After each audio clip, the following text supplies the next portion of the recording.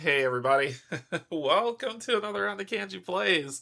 And today, as people are stressed out about the World Cup because we are here to play ourselves some more HEXplore It, Sands of Shurax. I pushed this to 6 today because I thought the World Cup would be over by now. Since it started at 3, and I had a bunch of variants to run, but since it started at 3, I'd be able to watch it, then come play some Sands of Shurax to de-stress, but it's not over yet. But we will persevere nonetheless. All right, so before I begin, I just want to say thanks to my patron subscribers, and if you're neither coming in to hang out, thank you and welcome as well. Mike, what's up? Sands, let's go. Steve, hey, be sure to bring plenty of water. I've got what's left of my water here. Greg, hello, welcome. So everyone, welcome to Fun Times to Play in Sands of Shurax, which is the 3rd volume of HEXplore It. As I said, I'm going through each one of these. This is the last one I have played, but I want to keep pushing and play Domain of Mirrors and Noctis, where a lot of people are saying that they like that one the most. And then we'll be playing Mountains of Gadai, which I'm really looking forward to. So the next 2 volumes I have not played at all, so I'll be having fun where it goes. Beth, what's going on? Hello. So it's been a while since I played this one. This is considered the most complex, I believe, volume of HEXplore It. It shows there's a lot going on, and I will, because it's been a while since I played, there will be a lot of reference I need to be like, oh, what's this in the book, and look this stuff up so we can get it. But, whew, all right. Let's have some fun. Let's get down to the table, and let's see how we do. Here we go. For better or worse, here we go. I've used the extended stretch outs to really build out the sands area. And what's interesting though is that in other games of HEXplore It, you get your 4 quadrants and then you discover, you put those together and then you discover as you go, however you're going to do it. But with Sands of Shurax, the quadrants are established, but the desert, which is this area, is not established. So I've kind of widened out the desert on where things are. All right, just to kind of give you a sense of the scale of this and the reason why this is empty, and I usually fill this up, but nope. This is the desert that we're going for, and we are wandering in this desert to find out what's happening. Couple things that we're going to do during setup. I got to grab the setup instructions because I do have the, I got all the upgrades. I panicked yesterday only because when I was setting this up, the upgrade cards are the old school upgrade cards. I need to shuffle these anyway. But they're the old school upgrade cards, and I was like, Volume 1 and Volume 2 have the new upgrade cards, right? They have the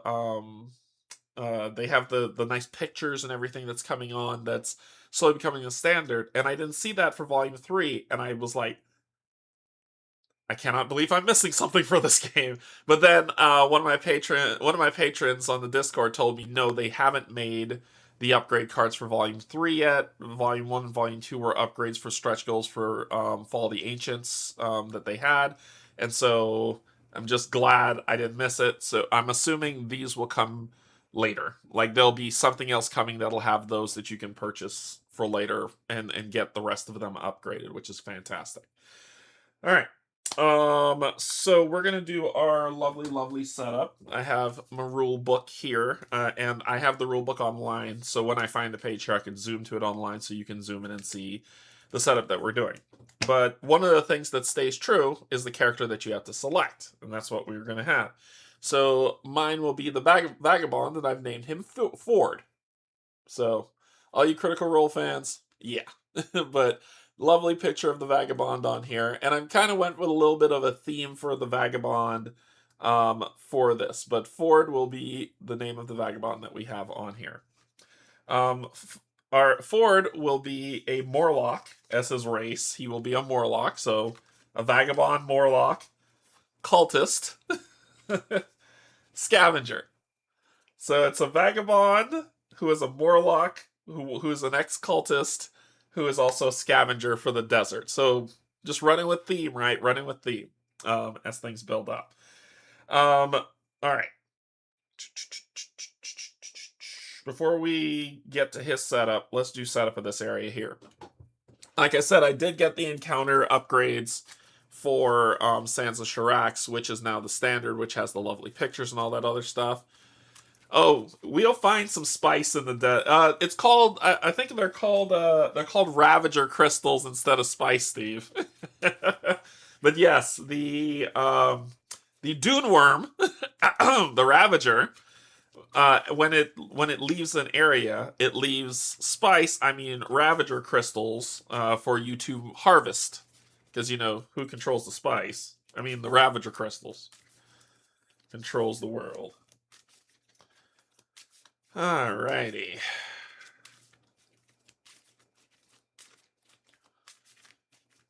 Okay, so we'll shuffle these up. Give those a nice shuffle. So this encounter deck is going to go next to the circumstance deck. And these are the circumstances. We'll give these a nice little shuffle. So we're just going to shuffle up everything. We don't do shenanigans around here, right? Just a quick shuffle up to see how this stuff goes. It's going to be a good time. Good old time-o. Alright, shuffle those up. Stuff. I got so used to the other cards, seeing these just feels weird because I got so used to the other two cards. The other two sets. Hopefully, Jonathan will be doing more of those to really get us excited about what's coming. So like I said, this is a super complex... This is the most complex one they have. Alright. That, do that. Do that. Good shuffle.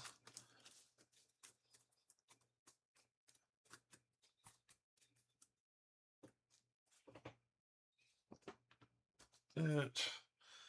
Caravan Masters ones, I will be sleeving these, but they fit into like that mega hero chest. So I'll just kind of shuffle these up. Shuffle these up.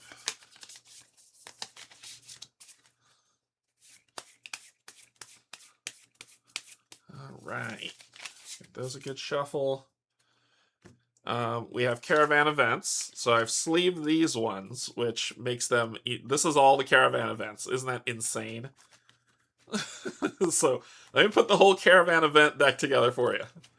So I'm going to split this, shuffle it, then split it in two. And it's going to go this side, well, this side here, down bottom left past me. This will be the main, and this will be the secondary.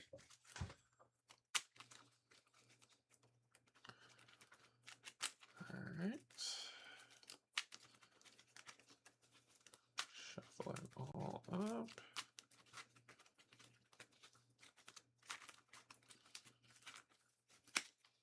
Shuffle it all up. Okay. And split it. That'll be the main. And this is the secondary. And this is discard. Same thing with the mutations. All these cards for mutations. So we're going to give the mutations a shuffle.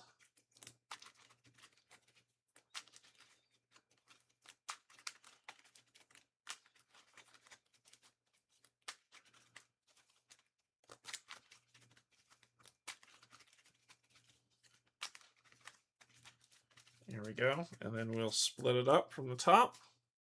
That will be the main. That'll be the secondary. And we have the city-states. Like I said, this is a lot. Here is the city-states. I shuffled in the stuff for the return to as well. So it's all together in here. So the first city-state, which is Ferrora, which is this city right here. The second one, which is city number 2, which is Drya.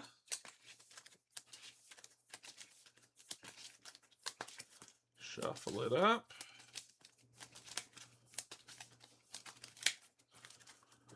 So we don't have to do this stuff later. Third one, which is Tari, or Tarai. Tarai is probably the name. The third one, which is that city there. Tarai. And then the fourth one, which is Nemsinet. Nemsinet, which is that one there. Shuffle these up. All right, we've got ourselves all shuffled and feeling good. Okay, so book. Once we got the kitten, once we got all that set up, we need to set up the game board. So we're gonna have the mission decks. That's the missions for the city, so where we want to go. And you can see on here. Let me zoom in. A couple things to run through.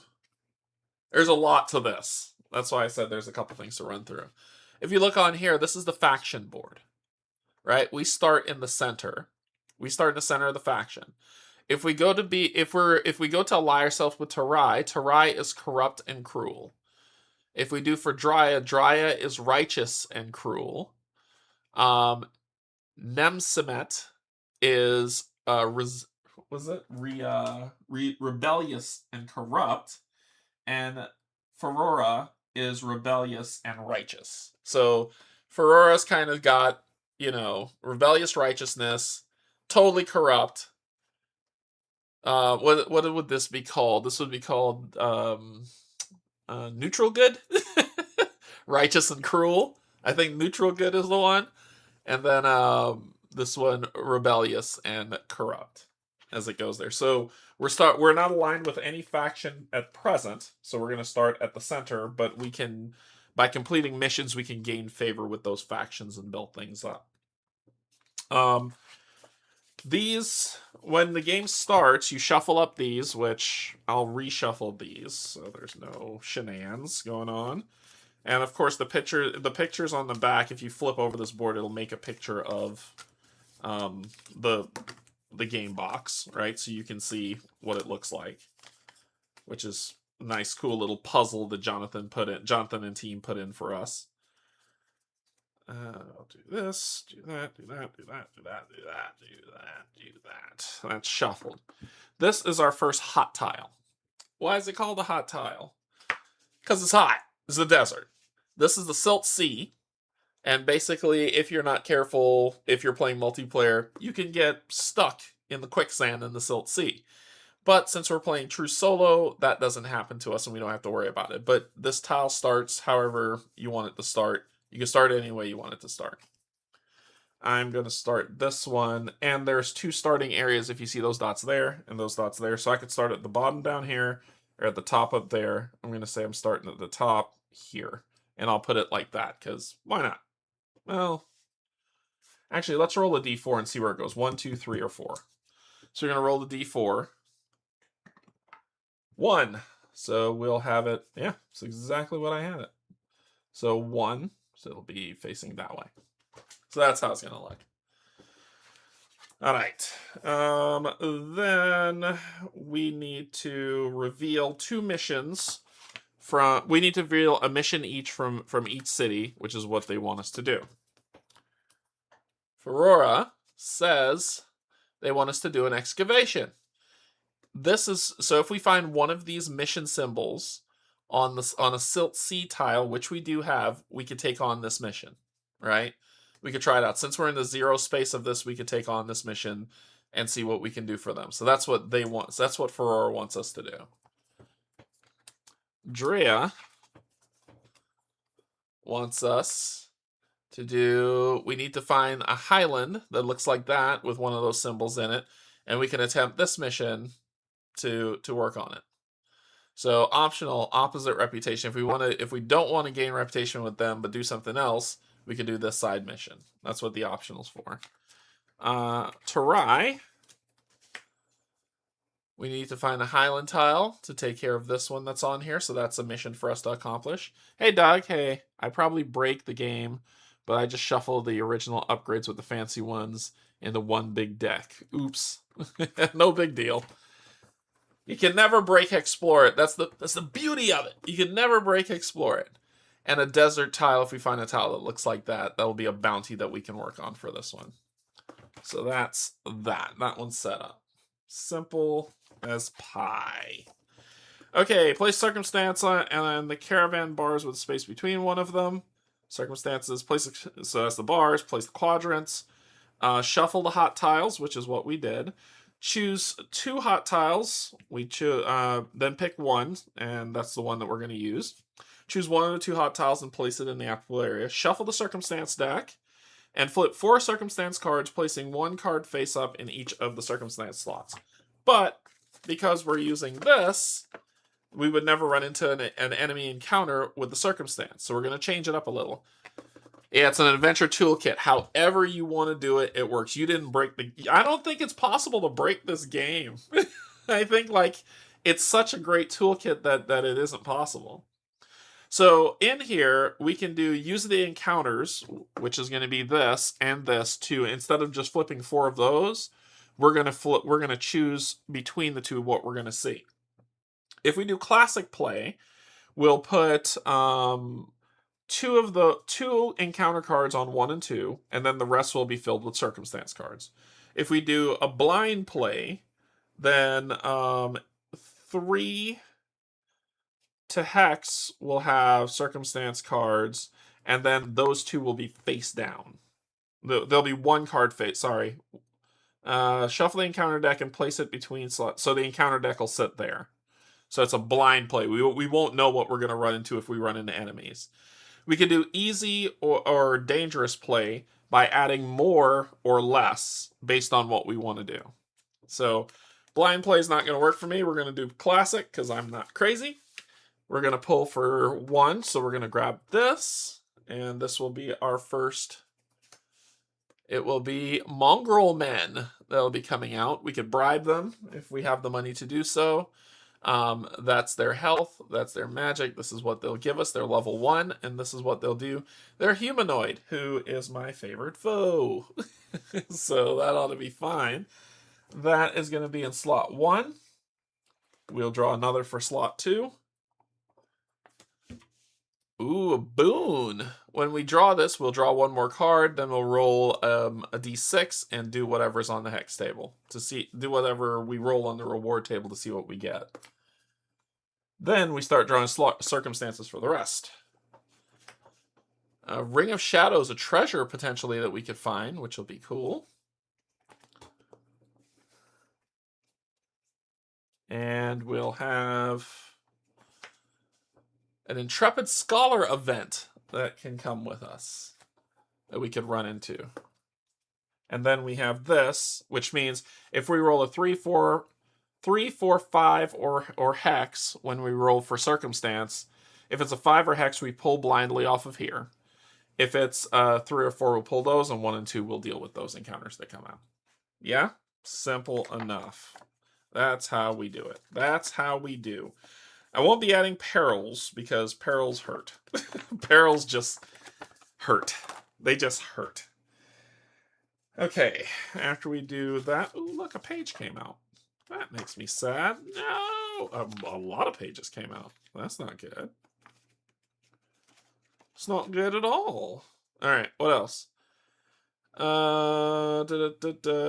Shuffle and place the caravan master caravan events and mutations and place each on the caravan master board, which I have here. The reason, so you can see my character, I'm playing with them over here. That'll be on this side. Shuffle and place the power-up deck and each of the 4 city missions. Then the group draws 1 mission for each city. Give each player a navigate, an explore, and a survival die. And that's how we start. However, we got more stuff to do. Alright, so let's then go to playstyles. And let's take it to the internet. Yeah, this game's great. This game's really, really good. So we're going to go to playstyles, which is this one. And let's go down here. Yeah, this looks good.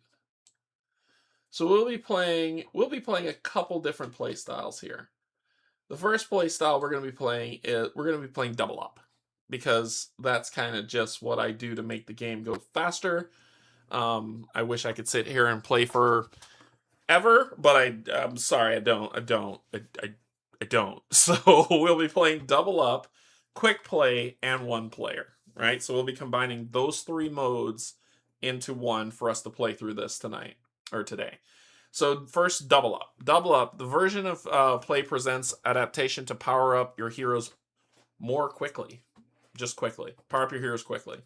What's more quickly is it's okay. Here are the changes you'll adopt for the double up game. Each time you gain power up, gain twice the amount of that power up. Usually before, remember, it's like draw 2 cards and you get both. This time when I get it, I will gain double the amount. Each time you gain Ravager Crystals, Spice, gain twice the amount. The group begins play with the Silt Skimmer, which is a bizarre item. The Silt Skimmer, this one. The Silt Skimmer is not the Dust Skimmer. Is it supposed to be the Dust Skimmer or the Silt Skimmer? It must be on the other. No, those are the enemy boards. Yeah, those are the enemy boards. So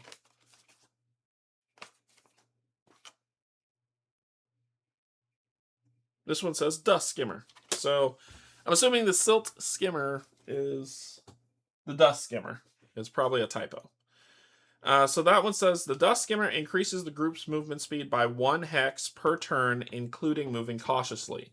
Additionally, treat Silt Sea hexes as normal terrain, and the group is immune to the dangers of quicksand. Yeah, it's a typo.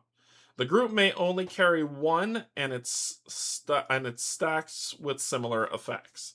So we gain the Dust Skimmer, not the Silt Skimmer, in our inventory, which there's a thing for the Dust Skimmer here. So that's that guy. Now, it says it increases our movement, but it says it increases our movement by 1. In total. So instead of it being 4 and 1, it's going to be 5 and 2 as our movement. So 5 and 2 is going to be our movement as we move around. What else do we get? The Ravager begins play in Act 2, not Act 1, Act 2. And when we get to the phase of the Ravager maybe activating, we'll see how that goes. So that's double up. Keep in mind, when we draw, we get double. Quick play. The version of the game is for beginners. It offers reduced playtime and is great for families as well. So, Doug, where you're saying your son will love this game, quick play is the way to go. Power-up cards are drawn and apply to all heroes as a group instead of individually. Before the game begins, draw 3 power-up cards. Each hero gains their bonus. So, not that one, that one. So we'll draw 1, 2, and 3. And that will be, and remember, with double up, we double it. So we're gonna get strong fast. Reduce all encounter vitals by 5 and outlast by 3 to a minimum of 1. Double this amount for bosses. So whenever we run into an encounter, its vitals will be reduced by 5. And if we run into something with outlast, it'll be reduced by 3. This is a magnetic eraser pen. This is a dry erase. This is what I use. That's what I use. The magnetic, it has got a big old magnet on it, but it's just a regular run-of-the-mill dry erase with a magnet on it. So that's what I use for mine. Yeah, and it's supposed to be fine tip, but they're not really that fine. They're not that fine a tip. It's false advertising. The Ravager appears at the end of the 4th game turn instead of randomly rolling. So to begin Act 1, and I'll explain how the Ravager appears in a second, but what that means is that we get 4 turns instead of rolling a die at the end of the round to see if it shows up or not. The group's reputation matches each city-state during the entire game. The group's reputation matches each city-state. Sure. That's for the quests. We could do all the quests. That's what that means. We could do all the quests.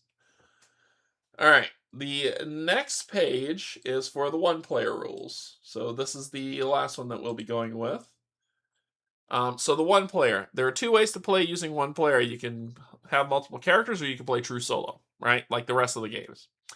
The true solo way, this is what we also need to change. When setting up, search for a hot tile with an oasis and place it adjacent to the opposite hero starting point.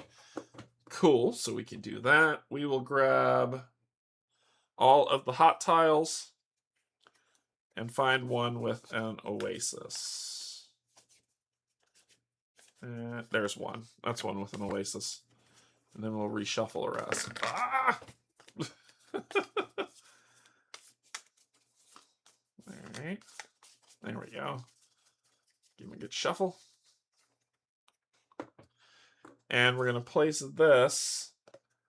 We'll place it like so in the opposite end. So that's where that'll be. What else we got? Begin the game with a resurrection contract.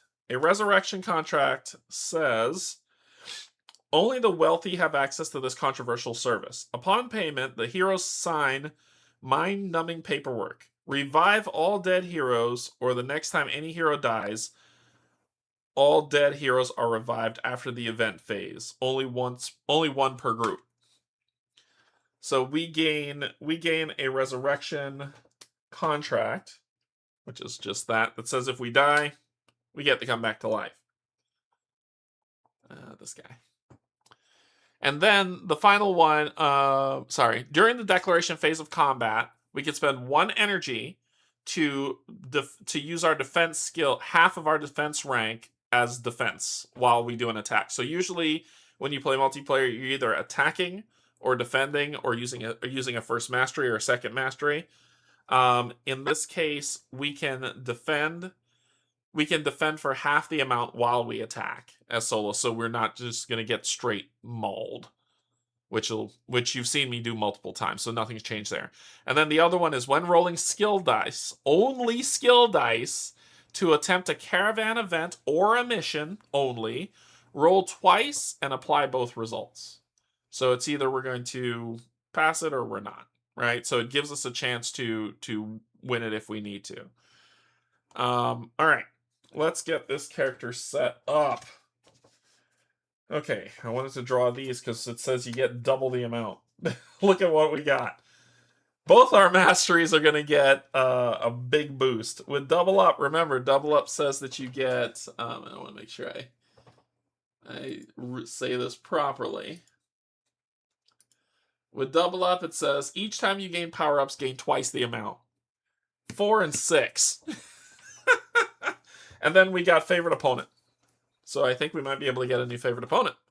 You gained a heightened skill against each of your favorite opponent. +1 die. When rolling favorite opponent damage, roll the pyramid die along with the 6-sided die. Both dice hexplode as a result of the hex. The effects of this card may stack with itself. So now, when we're rolling for favorite foe, usually when we roll for favorite foe, we roll this, right? Now we're going to roll this. And they both can hexplode. So that's what we're going to roll for favorite foe attacks. I'm going to forget that. So I'll just say, so I'll do this humanoid, this, so I'll do triangle plus that to try to remind me to roll both dice. All right. And it's supposed to be 2, right? You're supposed to get double the upgrades. For this, I think it says +1 die. But because it says double the upgrades, I'm going to make it +2. So we're going to have some fun. And then our masteries are just going to go insane. Just insane. Okay, let's talk about our Morlock, because we gotta get our stats together. Our Morlock's favorite foe is humanoid. Health gets a boost of 4, energy 1, attack 2, defend 2, first mastery 1. Navigate +2, explore +1. I don't do food ratings. I personally think it is not fun to have to do that because it just becomes another thing to manage. So I ignore food ratings. On your game, you do what works for you, but for me, I choose not to. All right. My ability. Morlocks are savage and nefarious. Once per game turn, after defeating an opponent, you may spend 1 health and 1 energy to consume their remains to heal health and energy equal to twice your opponent's level. So if it's a level 1, I can heal for 2. If it's a level 4, I can heal for 8, right? So it's a nice way to get some energy back. Our Morlock is also a cultist. So you can deplete one's energy. Your attack actions may affect an opponent's energy vital. It may, if we choose it to, right? So our attack actions can burn down their energy or not. To become a cultist, we have to lose 1 health to one number to our health, but we get +2 to our energy, +1 to our fight, -1 to our defense, and that's it. No other boosts. You believe in something dangerous. Something that others strongly deny. This belief gives you strength. Fervent belief. Use once per game turn. When your energy is reduced to 0, gain energy regen 3 for 2 rounds, which means I'll get 6 energy. If you are outside of combat when you run out, heal 3 energy instead. So that's the positive benefit. Allies in hiding. Up to twice per game, while you are in a location that sells items, you may call upon your allies to help you escape to a new location. Teleport 10 spaces. You suffer 1 critical health damage, and all heroes suffer half their total energy rank in energy damage. So I could teleport, but it's going to hurt. So that might be an end game thing to chase after the Ravager if we want. And then finally, we've got our trait. Trait, right? Trait. Haha, I had it right. Scavenger. So I will gain a +1 to explore, -1 to navigate. Critically succeed on an explore roll to gain a dot in this, and I get to go, and I can only use it once. So once I go around the circle once, it's done. Anytime you critically succeed on explore roll, you may choose to find 1 item of your choice with a goal value equal to or lower than your scavenger rank. So it would just be 1. I have to find things to boost it. At rank 6, your explore critical success rank increases by 2. So there you go. Cool. Yeah, that's interesting. We'll see how we can boost that up a little bit. All right, now let's put all this together on the sheet. We're going to start at the top. My energy starts out at an innate 9 for the Vagabond. So that's 9 plus 4. That's 13. -1. So that is 12. So my health will be 12. Then my energy will be 10, an innate 10, +1, 11, +2, 13. I don't see anything else that's boosting it, so that is 13. So my health is 12, my energy is 13. My ability side, I have Agile Lunge, which is just a regular strike that hits health. I have my defense, which is warding parry. I have my first mastery, which is inner strength. Heal 1 target equal to inner strength's rank plus warding parry's rank health. If your target is attacking, boost their damage by inner strength rank at rank 8. You gain an inner strength pool. Choose an ally. Once chosen, you cannot select another. Anytime you target that ally with your mastery, increase your inner strength pool by 1 and boost it higher and higher and higher and higher and higher.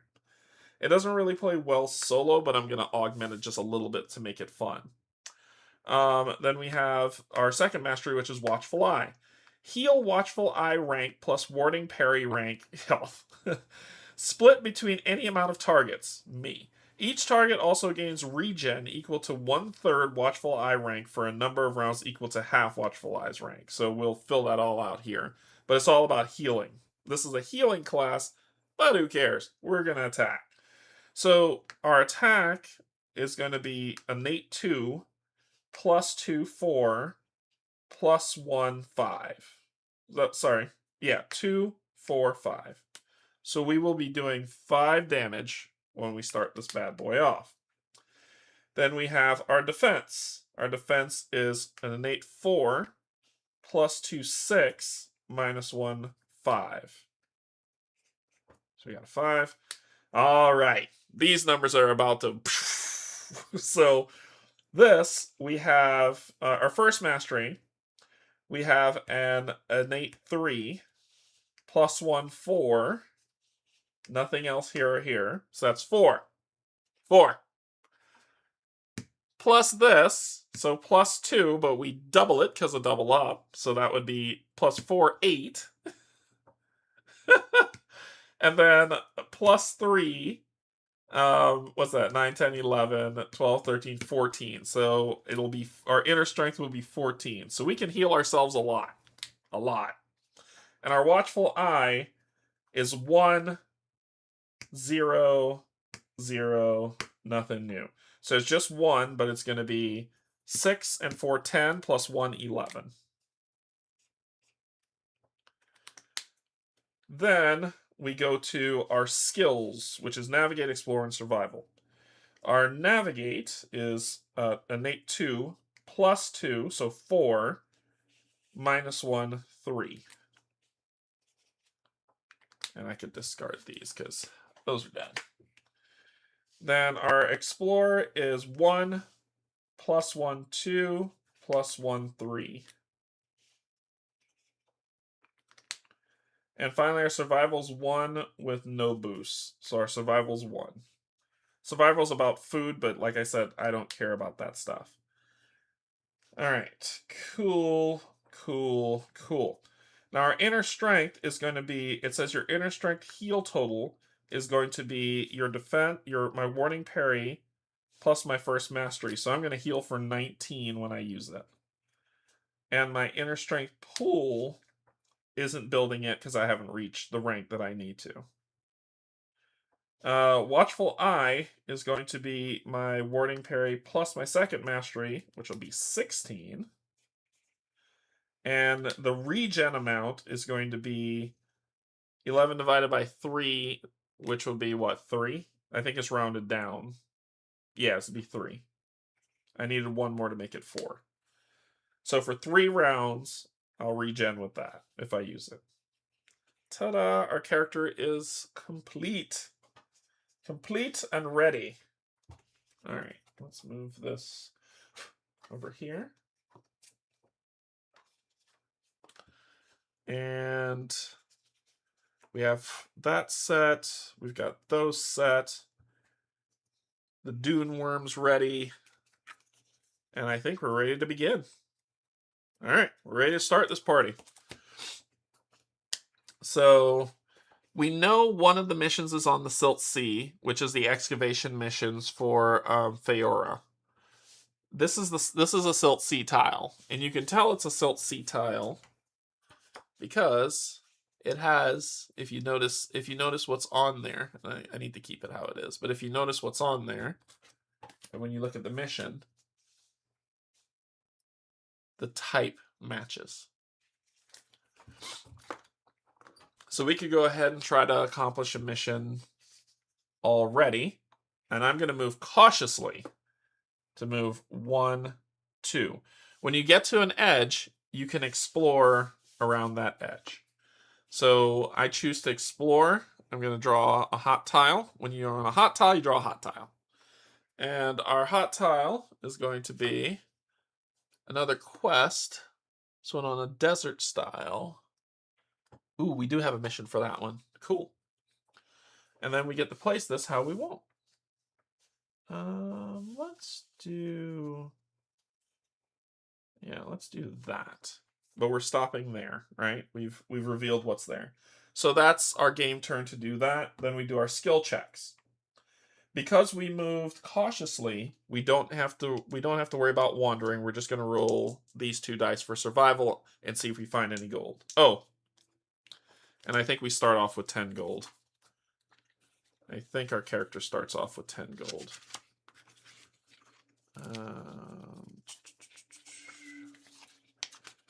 I think, oh, my air compressor kicked on. Let's turn that on. Let's see. Ooh. I think we start with 10 gold. Yes, we do. Each hero begins the game with 10 gold. So we have 10 gold. Forgot about that guy. Alright. So we may find gold, we may not. We rolled a 9 and a 5. 9 is higher than 3. We need to hit the number or go below. So we don't find any gold. And survival's about food, but since I don't play with food, no one cares. I use this number because some quests do have you do survival checks. Alright. So that is that. Then we move on. So that's the skill phase. Then we move on to, usually in this game, in both Valley of the Dead King and Force of Adramon, it says, you know, you don't draw circumstances if you're on an event phase. In this game, you do. There's no skipping it. You always do the circumstance, and then you do the event. So we need to roll for the circumstance. We're going to roll a d6 to see how we do. Roll the 2.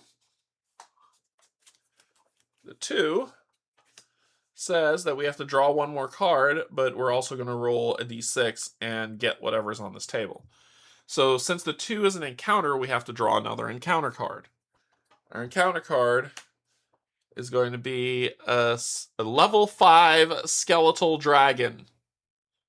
Good lord. Okay, this is going to hurt. It's going to chafe.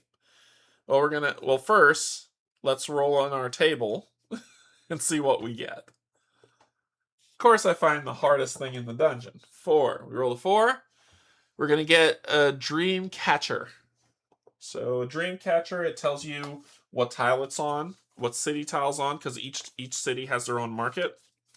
Dream catcher. While camping, you may look at the next 3 circumstances in the circumstance deck. You may discard or replace up to 3 open circumstances with any of the drawn cards. Only 1 available per hero. And this is a permanent. It is a permanent. Permanent. So we gain a dream catcher. Sweet. Alright. Then we gotta face off against this bastard. Alright, let's discard you. And you are going to be a problem. Alright. So you have 30. Oh, their vitals go down by 5, right? So where it would be 30, it is now 25. And where it would be 12 was 12 minus 5. 7? 7.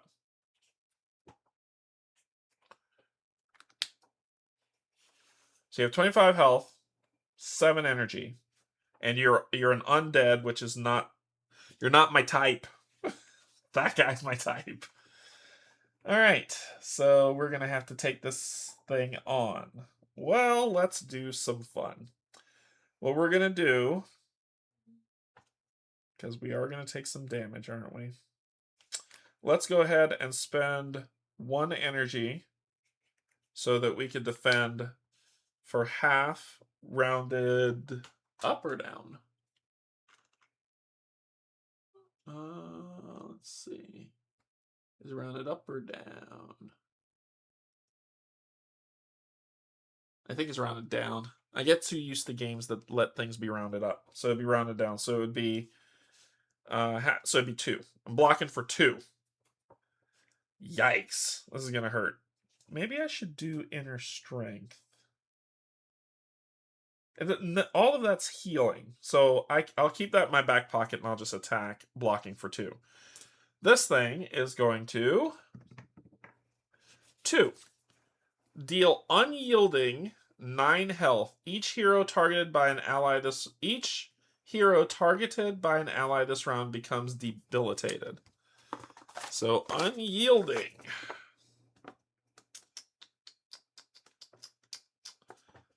Let's see. We gotta look up our keywords.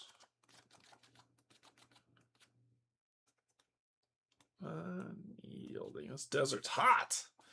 Targets may be targeted more than once by this attack. Roll for targets for each attack made. Can't you discard the circumstance since you move cautiously? No. Let's see. Cautiously. You may discard the circumstance you roll this turn. You're right. I can. But I want that dream catcher. I can do that, but I want that dream catcher. Because that lets me call a lot of things in that deck. Alright, so unyielding. You're going to hit me for 9 health. Each hero targeted by an ally this round, but I'm not targeting an ally, I'm targeting you. So you're going to hit me for 9. I block 2, right? Which means I'm going to take 7 damage. Jeez. Wow. Wow. That hurt. I'm at 5 health. That hurt. But I hit you for 5. So that takes you down to 20. Yikes. Alright. Then, next round, I'm going to use my energy. So let's go down to 11. And I'm going to use Inner Strength. Heal 1 target equal to Inner Strength rank, plus warding rank. If the target is attacking, I'm not attacking. Boost their damage by Inner Strength. So it's just healing me. So I'm going to heal myself to full on this one, which costs me 2 more. So that'll take me to 9. What are you going to do? 5. Group size matters equals piercing energy drain. The skeletal dragon heals health equal to twice the damage dealt. Size matters. This one doesn't make sense. Group size. Okay, so size matters is a keyword. Let's find what size matters means. Yeah. A game value is determined by the target's food rating. This keyword will include a parenthesis that describes the modification. Equal to, increase, decrease, or multiply by that target's food rating. If an effect is targeting multiple heroes, each hero is affected individually. So my food rating is 0 because I don't care. So you're not going to hit me and you won't heal, and I'm going to heal the full. So I'm going to go back to 12. Okay. Then we're going to do this back and forth fun stuff. I'm going to hit you again. Next time I'm going to do Watchful Eye. So I'm going to hit you again. This time I'm not going to block. I'm just going to hit you for 5. What are you going to do? We're back where we left off. You're going to hit me for 9. A straight 9, taking me to 3. And I'm going to hit you for 5, taking you to 15. Then I'm going to use Watchful Eye this time. Going to 8.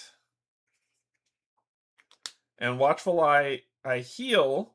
So heal Watchful Eye rank plus warding rank, split between as many, which is just going to be me, and I'm going to gain regen for 3 rounds. So I can keep beating on you, and I'll keep gaining regen. Cool. So that'll do. What are you going to do? 2. So you're going to hit me for 9. Now you're going to think I'm knocked out, but I'm not. You're going to hit me for 9, which will take me to 0. My Watchful Eye kicks in, which takes me to full health. And a regen of 3. And that's it. Oh, and it says I targeted myself, not an ally, so I'm okay. So this dragon gets strong when it's fighting against different people, but not against an individual. I see how you did that. Alright, now that I can regen, now I regen every round here. And my regen, if I read that... Actually, regen's probably the way to... Watchful Eye is probably the way to go, instead of using the big spell, the big heal.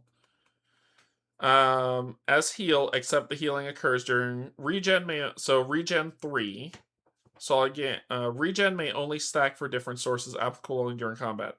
As heal, except the healing occurs during the declaration phase of each round, where I'll. Oh, okay. So I just gain 3 forever for combat. All right, I'll gain 3 next fight. Cool. Then I'm gonna not block and attack you for 5. Jeez. You're hitting me for 9, so you'll take me to 3. I take you to 10. Then at the declaration phase, I regen to go to 6. And I'm going to do another Watchful Eye. Because it can stack, is what they said. So this will go to 7. That's all I'm doing. I ain't blocking. You'll hit me for 9, which will go to 0, but then my regen kicks in, or this kicks in, which takes me, I put 16, it should be 12. Then I'll go to 12. Ha ha ha ha. Yay. Then we'll just duke this out, my friend. 4. Group health 7. Size matters, so 0. Heroes may only deal health damage up to twice their food rating. Ooh, heroes may only deal health damage up to my food rating is 0, so I can't deal any damage, and he doesn't hurt me either. So only if he rolls a 1 or 2, this thing works. Yeah. So he will hit me. I will go down to 3 again. I'll take him down to 5. And this was the stack, so this will put me back at 9. Sorry, this would be 6. Then I'll use... Let me use Watchful Eye again. Oops, wrong one. Going to 6. 4. I just healed myself. You don't hurt me at all. So I'll go back to 12. This thing's really good for like just kind of bounce healing. And then I'll attack you. You'll attack me. Nope. It has to be a 1 or a 2 or a 5 or a 6. Oh, but you would have hit me for 7 on that one. Oh, no, you wouldn't have. No, you wouldn't have. Yours is 0 as well. So you roll a 5. You attack for 0 piercing. Energy drain. You would heal, but there's no damage that was dealt. And I hit you for 5 and kill you. And you're dead. So this is tough. Like when you play solo and you don't use food, if you use food rating, this thing could destroy you. But since I don't, he became trivial. Alright, he's dead.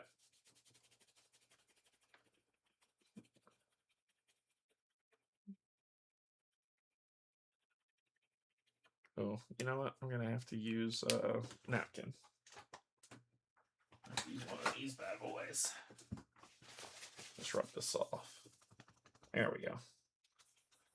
Get it out of there. Okay, easy enough. Okay, so I gain 1 food. No, I don't. I gain 20 gold, so this would be 30. And I gain this card. Evolve. Your mutations are growing stronger. This power-up becomes a copy of 1 mutation you have, or if you do not have any mutations, gain the bonus below instead, which my level 2 mastery gets 4. That puts me at 15 on my level 2 mastery, which means my heal now goes to 20. And this goes to a 5.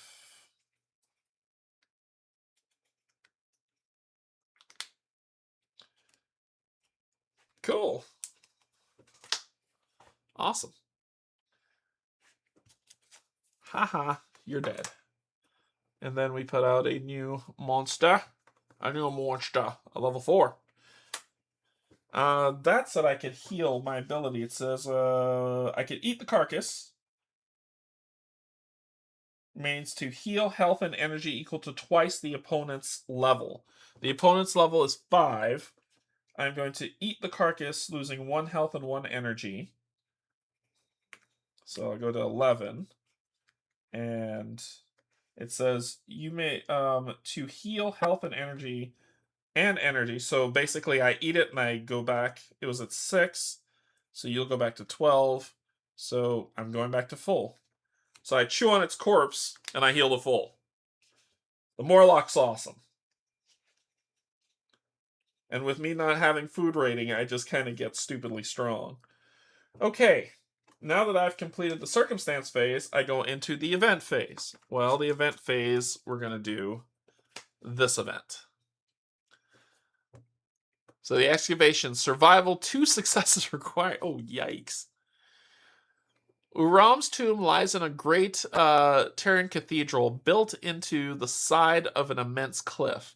Its location was lost to the Terrarians long ago when the silt overtook the desert.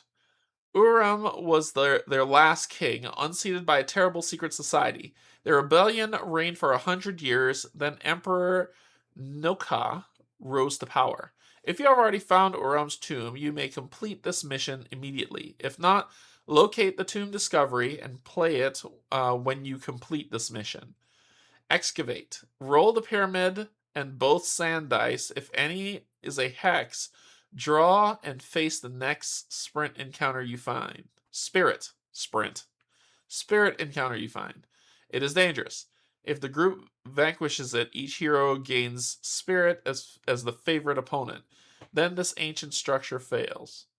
So that's what if we excavate the tomb. But first we have to try to find it. So we're going to roll 2 dice because this is a skill check. And let's see if we can roll a crit and a crit. 1 crit, not the other, so we fail. That is not done. Okay, then we go to the villain Ravager phase. So in the Ravager phase, there are 3 acts of how it acts. Act 1 happens. You will take the pyramid die and you'll roll it.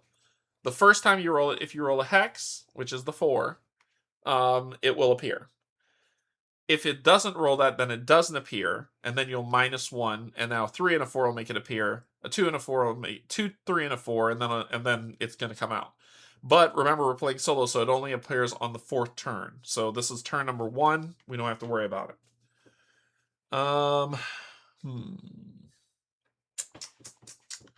I think we just need to start walking. So we start over, we skip the villain phase, we start over with the movement phase. And I think we just need to start walking. So I'm going to go 1, stop there, start revealing, hot tile. Ooh, there's a caravan, and there is an oasis. So I'll put that there. 2, 3, and then we get to reveal some more. Another hot tile, another caravan. We should go here. So that will be, we'll stop at the caravan. So we did 3. We did move cautiously, so we have to roll all 3 of these dice and see what we do. Skill check. Whoa. Crit, crit, and crit. We did a triple crit. That's awesome. That's amazing. Triple crit. So, triple crit. Navigate. If any hero rolls a critical success on a navigate skill, they save the group from wandering, or wander 1 additional hex in the direction of your choice. This may occur only once per game turn. So we're trying to stay at the oasis, so we'll take that. Then, explore. If you roll a critical success on your explore die, check during the skill phase. Choose 1. Gain 3 gold instead of 2. Or all heroes heal 1 health. So we're going to gain 3 gold. We're going to 33. Cool. Then the other one. If you roll a critical success on your survival roll during the skill check, Gain 1 food, negate an affliction affecting the group, or all heroes heal 1 energy. So, cool. Look at that. Triple crit. Love it. All right. That is that. Then we go to the circumstance. Oh, because we did move cautiously, so we are going to roll on circumstance. So we pull blind. What do we got? Pulling blind. The Well of Sorrow. The Well of Sorrow is a dark place populated by spirits. It exists from far below the earth in a difficult-to-reach cavern. Place the Well of Sorrow's location token on this hex. It cannot be destroyed by the Ravager. Place the token on top of a remnant. Each hero must enter by succeeding on a mastery stat test of their choice. Those that do, roll a 6-sided die. Each hero, ooh, we could gain a power-up card. We can gain a Ravager. Ooh, I like this. I like this a lot. All right, so we'll place the Well of Sorrow here. That's why the caravan's there. They were liking it. And the Well of Sorrow is there. So it says, and it looks like we can reuse it because it doesn't go away. It's just there. Cool. So the Well of Sorrow will be there for us to mess with. To use it, because it says it cannot be this test, choose those that do rolls. Okay, so we'll choose a stat test. Each hero may enter by succeeding on a mastery stat test. So we're doing a mastery stat test. Which one will I choose? Watchful Eye. Because that is my mastery. Oh, I pass. I rolled under a 15. When I do it, I roll a d6. I rolled a hex. A crit. Each hero draws a power-up card. Another favorite opponent die. Well, let me not. Let me not. Because this means I'd be rolling like... I'd be rolling a... No. We're gonna skip that and go with this. Alright, so we'll get 4-star shield. Taking it to a 9. It's like, that makes no sense because I'm already rolling 1 die. Alright. I think it's a one and doneer. The Well of Sorrow will stay. Alright. Yeah, it'll stay because I see something else could happen. So that was the circumstance. Now we do the event, and we're on the caravan. When we're on the caravan... Ooh, and I haven't even been reading story to y'all, have I? I haven't even been reading any story. Is this actually... Hey, Steph, how's it going? Hey, don't jinx it. Don't jinx it. Don't jinx it. Game locations. Let's see. We're in the Wastes. This place is a hub of activity. Even at this late hour, you spotted the torchlight a mile away and are comforted to find a courtyard full of beasts of burden milling about. Easily 25 head. It is highly likely a caravan master may be staying here.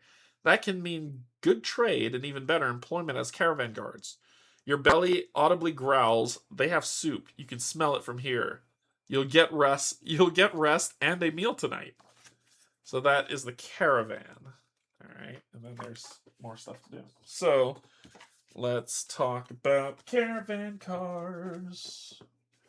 Caravan.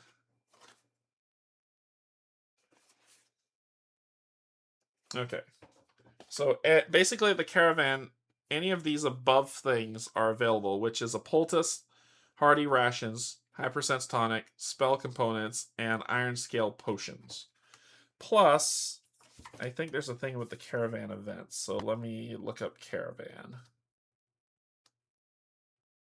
Come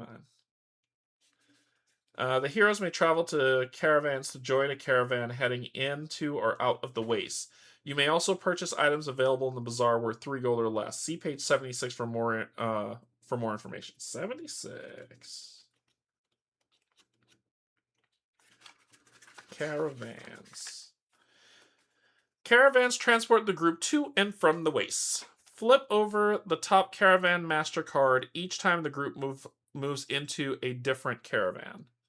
So we'll flip this over. And this is our caravan master. The heroes may join a caravan at the end of the event phase. When you do, draw a number of caravan events based on the number of heroes playing, and place each face down in their respective slots. The heroes may choose to help the caravan master throughout any or all of these caravan events, one at a time, rolling stat tests in order to reduce the caravan event's damage. At the end of the journey, the group will be moved to a new destination. All heroes must spend food based on the cards drawn, and then enter the villain phase of the game turn. So, revealing caravan masters. Each time the group moves into a different caravan, discard the current revealed caravan master, if there is one, and draw a new one. This caravan master is available to bring the heroes to their next destination from this location. So, revealing in the wastes. When a caravan master is revealed and the heroes are in the wastes, the heroes roll the pyramid die to determine the city state the caravan is traveling to. Place this die result up on top of the card to remind you of this caravan destination. You may also choose to join them, or you may choose to search for a new caravan. So this is our caravan company. Their home is Drya. Let's see. Let's see where they are going. They are going to over here. 2 is Drya. They're going home. So they're going to Drya.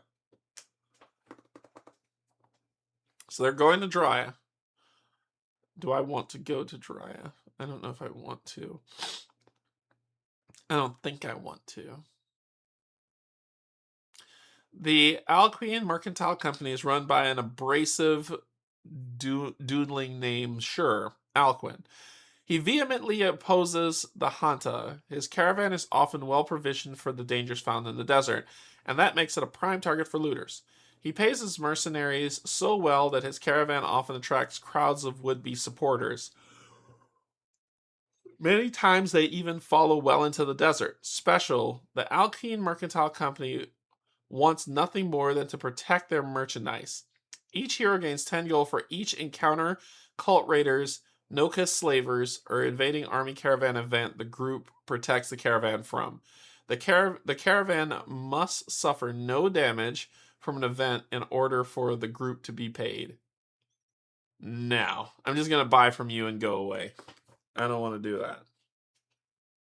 So we're not going to take this caravan. Okay. But this will be the caravan master, and that's where you're headed right now. We're instead going to buy some stuff from you. The hardy potions, each hardy potion, hardy ration purchase. Okay, that's food. The poultice, heal 3 health and 3 energy next round during the declaration phase, or the same amount outside of combat. It's a type of potion. The tense hypersense tonic, used during movement phase to treat any type of movement as cautious. Additionally, you may discard 1 open circumstance card. Ooh. Spell components may be consumed instead of health or energy when you power a mastery or racial ability. Additionally, heroes may use spell components to reduce a caravan event's damage by 1. And then the Iron Scale Potion, negate all conditions and either heal 6 health or raise 6 energy outside of combat. This potion may also negate the effects of irradiation. So there's radiation out here. Cool. Well, we're gonna buy some potions first off. So they're one gold each. We're gonna buy 3. So this, we're going to get 3 poultice, which are potions, which will take us to 30. Then I think I'm going to buy 2 hypersense tonics. They cost 2. So that'll take me to 4, so that'll take me to 26. 2 hypersense. That'll take me to 26. And that'll be good. That's good enough for me. That's good enough for me. Alright, then this is round 2, so we don't worry about the big dog coming out just yet. Then the next round, let's go. I think that's the hypersense was the move cautiously one. This tonic heightens the senses. Use it during movement phase to treat any type of movement as cautious. That's what we're gonna do. We're gonna use one of these. And we're gonna go full run. So our movement, we're gonna go reckless, but it's gonna be treated as cautious. The group moves 2 hexes further than normal.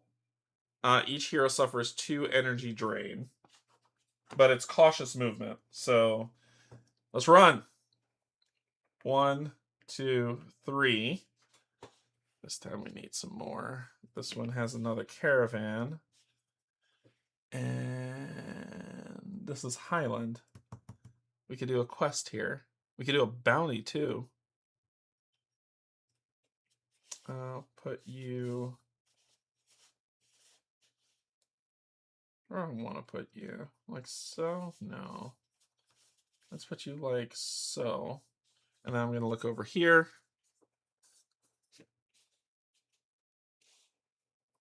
So I did 1. So I did 2.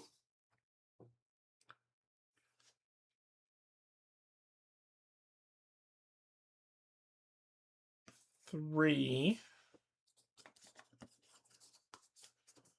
Ooh, there's a boss.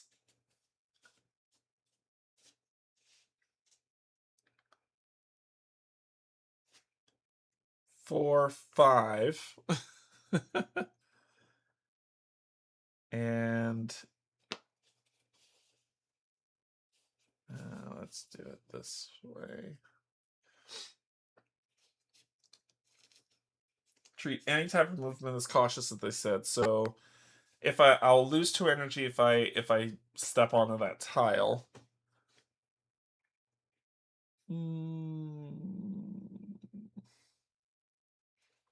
Nah. There's nothing for me to do there. I'll lose the 2 energy to step.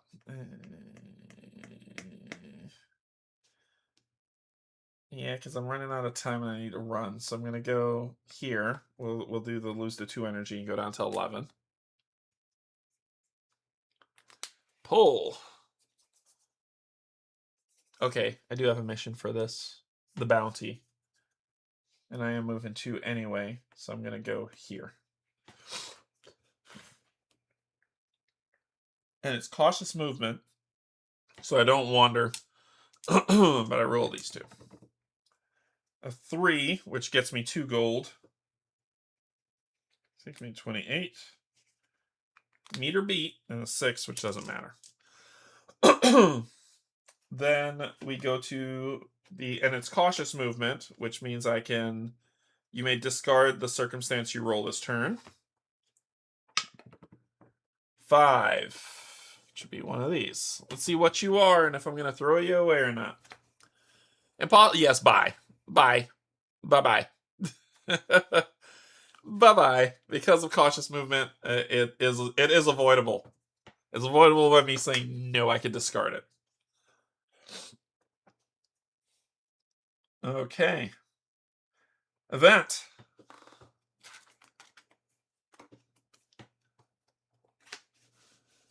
Bounty.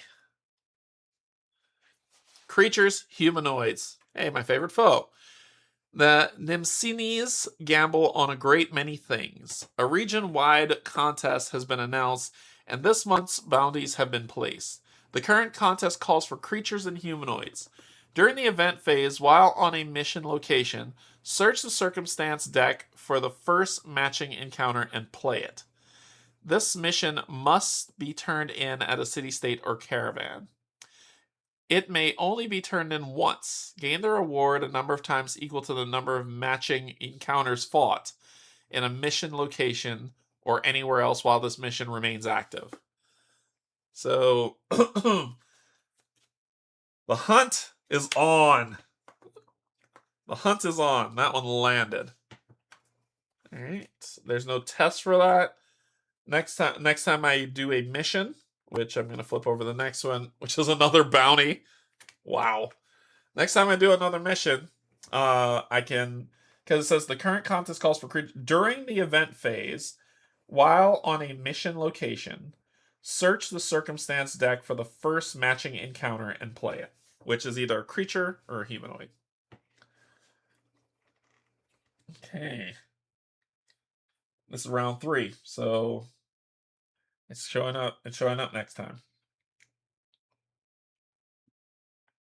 I think this hypersense might be helpful for me. I need to get to a city state to upgrade. I need to upgrade big time. Oh, critically succeed on an explore. I forgot about that. Got my first dot because I did critically succeed on an explore. Got my first dot. Okay. Well, everything is moving us to this. We probably should have taken the caravan to get there. That probably would have been a lot easier. Let's use our last hypersense, and we're gonna run for it. 1. Damn it! This is a quest. It's a quest that's there. Let me push it as far away from me as possible. 2, 3, 4. And I don't. Yeah, get the draw. Hot tile. And that can fit in where?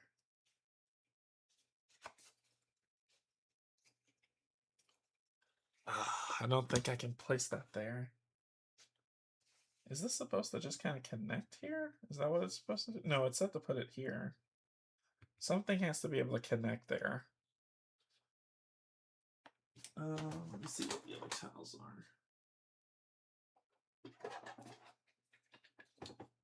are. They're just crystal tiles, so I can't use any of those. Oh, here we go. There are these ones. These connectors. Top one.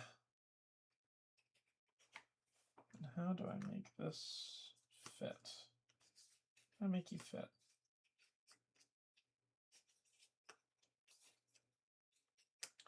I have to find a way to make this stupid thing fit.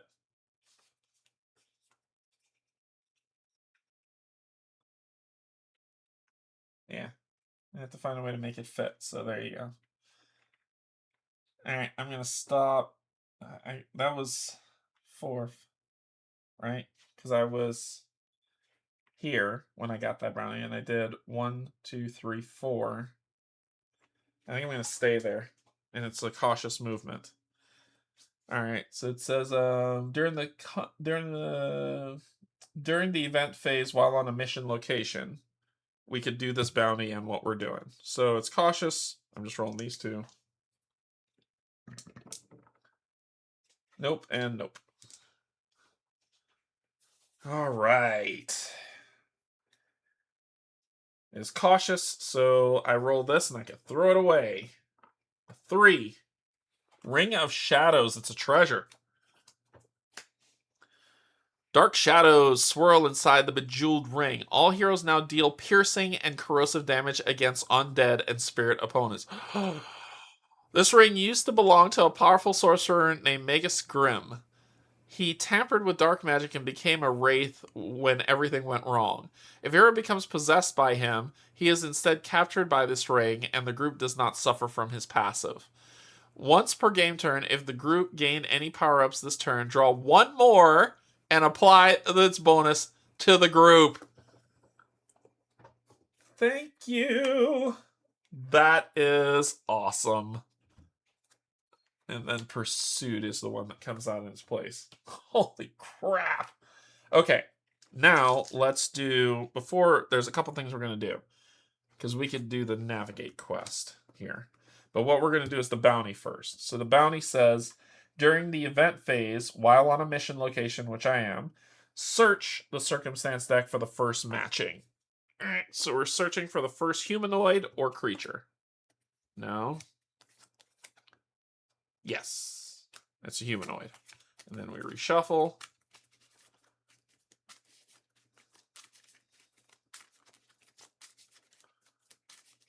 All right.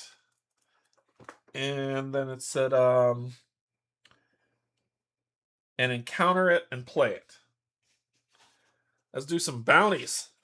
We're going to do this before we hit the city. So you have 14 minus 5, 11 health, and 9 minus 5, 4 energy. All right, so let's spend 1 to block for half. So this time we're blocking for 4 instead of 2. And we're going to attack you for 5. And you are a favorite foe. So our favorite foe, and remember, favorite foe, we roll both of these dice because you're humanoid. So we're coming for 5, 6, 7, 8 damage to you. And you are going to do group 7 energy. Those who suffer 3 or less become blinded. So 7 energy. I block 4, 3, 4, 4. I block 4, which means I take 3, which is going to blind me. So I take 3 energy damage, taking me to 7. And I do hit you this time with 8 of this. So does that take you to 2, 3, to 3, 3 health? And that didn't use any, but I am now blinded. My condition is blinded. And the blinded condition, blinded heroes must succeed on a navigate roll during the declaration phase each round in order to act normally. If it fails, ability ranks are half this round. Whoo, okay. All right.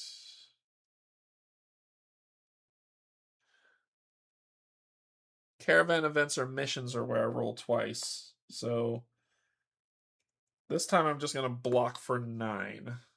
And I need to roll navigate. Ooh, so I'm blocking for her half of 9. And you're doing 4 and 4 energy. I'll block the energy, take the hit. Energetic targets also become burned. It's really hot. So I'll block the 4 energy and can take the 4 damage. That'll put me at 8. A blinded condition sucks. All right. I'm going to defend again. This time I'm going to use a potion. And I will I will defend again. I got to roll the check. 9. Yeah, that sucked. All right, you're coming in with a 7 energy. I block 4, so I'm taking 5, which will take me down to 3. But the poultice hits, which gives me 3 and 3. So that puts me at 6 and 10.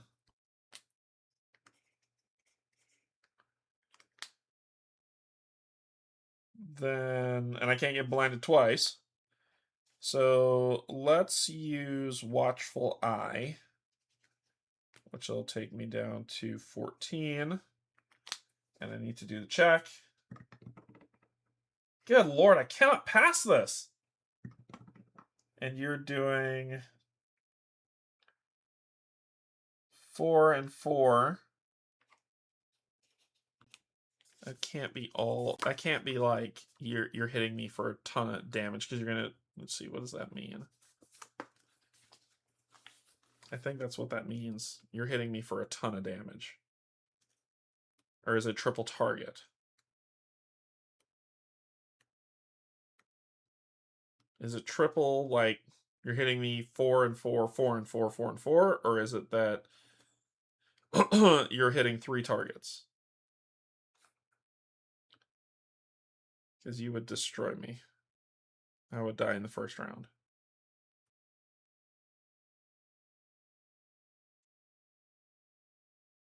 It doesn't really say, does it? Let me look online.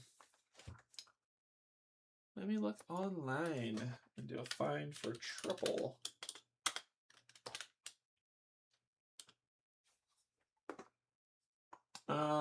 Individual targets, single, dual, triple, or multi-target. Abilities that affect individual targets, single, dual, triple, or multi-target attacks. Target dice are rolled to determine the targets. Each target may only receive one individual attack per round. Okay, so yeah. So basically, why not just say group target? Sure. And abilities that affect each hero and allies' target dice are not rolled for group checks. So it's 3 people if it's multiplayer, but it's just 1 for 4 and 4. I block the 4 energy. Actually, no, I'll block the 4 health and take the 4 energy, taking me to 10. But then my ability kicks in, which only heals half. So half of this would be 7. So this would be 13.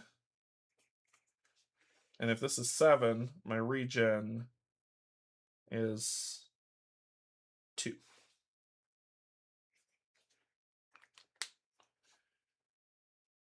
All right, I gotta kill you. So now I'm going to going down to 9 to attack you for 5 plus favored foe. So favored foe, so it'll be 5. Hex, so that is 9, 10, 11, 12, 13, 14, 15 against your 5. And yep, that's a crit fail. So half 15 is 7. So I'm attacking you for 7, and you're going to hit me for 7 energy. You're just hitting me straight up 7 energy. So I go down to 2, and I kill you. Good lord, you're difficult. Oh, you hit me with triple energy. You hit me with this twice. This would have been 0. Alright, so you're dead. And all you give me for my pain, I'm going to chew up that body. So I'll take 1 and 1. So going to 12 and 1 to heal for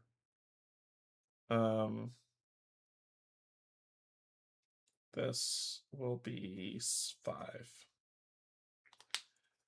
And I'm at full health. And then I gain 4 money, going to 32. And food, who gives a crap. But this is the bounty. So it says this mission must be turned in a city.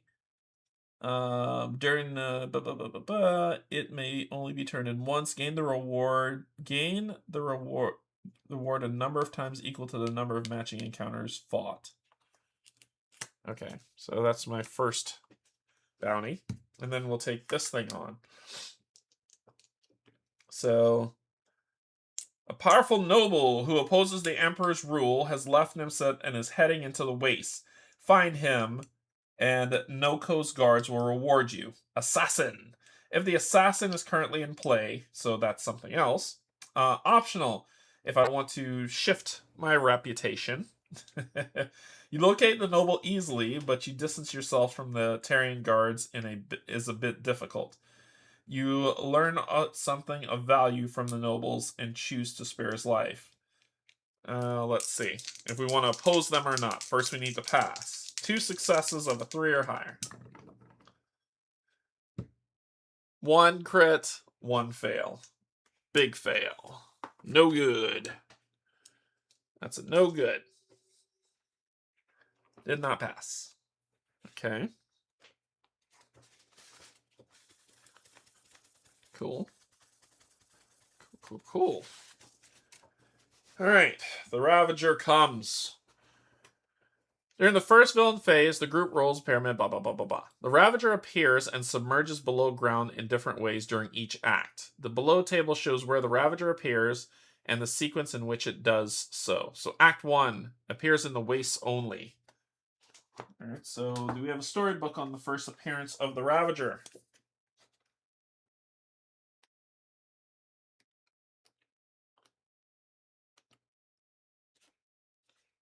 Come on. Come on. Where are you?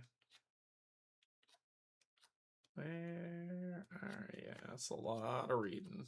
I'm not going to read all that. It's a beautiful story, Jonathan. Not what I want to read right now. Bosses. The Ravager. Act 1 begins. Could it be true? The recent news that the Ravager has appeared is now confirmed. Never would you have thought this would occur in your lifetime timeline. The Titan was mere legend for countless generations.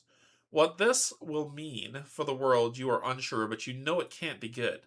For now, you witness the devastation from afar. The horizon is painted in colors you've never seen, refracted through various crystals on the creature's back. Even from here, the tremors have nearly knocked you off your feet. The Ravager is ushering a new chapter in this world. You now have a new purpose. A personal journey has begun. Maybe you can do something to help the province. One thing is certain. You better keep moving. Alright. Okay. So what happens when you show up, big dog? What happens when you show up? It's bosses, hero death, caravans, missions. You just show up. How do you show up in the Oasis? Come on. Where are you? Where are you? Phase 5 will tell me what that is for. 5. They're in the appears. The first time the Ravager appears on the initial hot tile that was placed. Raw.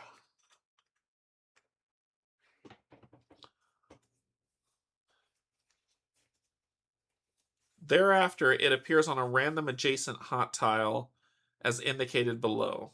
The Ravager only appears in the waste during Act 1.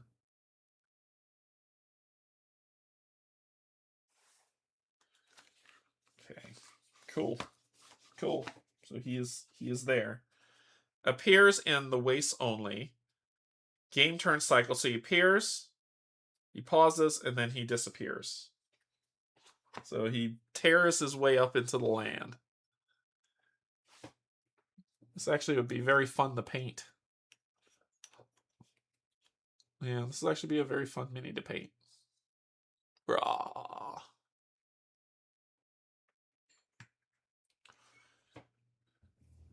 Okay. And that is what he does. When the Ravager appears, place it on the board based on the current act. Roll either the 4-sided die or 6-sided die to determine the Ravager's node it appears on. Each time the Ravager submerges underground, place a remnant with a crystal tower over the location. He's coming. He's coming. His job is not to kill me. His job is, if he destroys these cities, we lose. If he destroys all 4 cities, the game's over. My job is to kill him. So it's kind of, he's not after me. He's after the cities. Okay.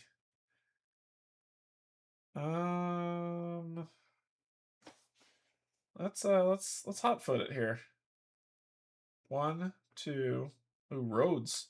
3, 4, 5. So we took the roads. And when we're on a road, that is considered normal. So we still got to roll our 3. 1, 2, 3. I rolled a 3, which is good. I don't wander. Okay, good. I don't wander. We are in, I think they said, after skill tests, depending on your location, the group faces one circumstance. The result rolled becomes the circumstance you fall. If you are blah blah blah blah. Event occurs. We're on a city. So I don't believe there's a circumstance on a city. So then we will go to our city state. We landed on city number 2. City number 2, I think, is... Of course it's this one.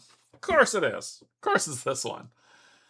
So it's Drya.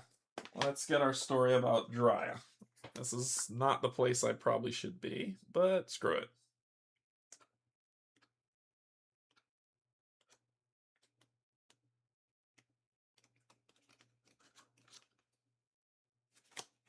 Come on, where are you?